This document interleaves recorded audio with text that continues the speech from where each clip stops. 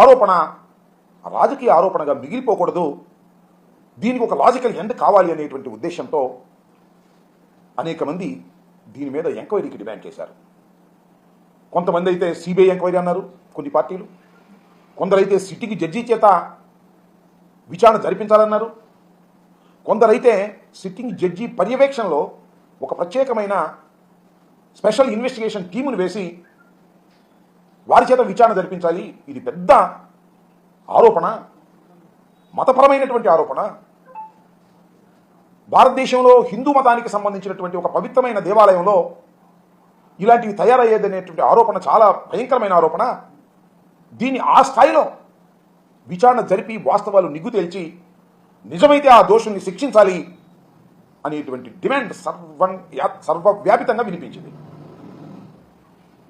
తర్వాత చంద్రబాబు నాయుడు గారు ఆరోపణ రాజకీయ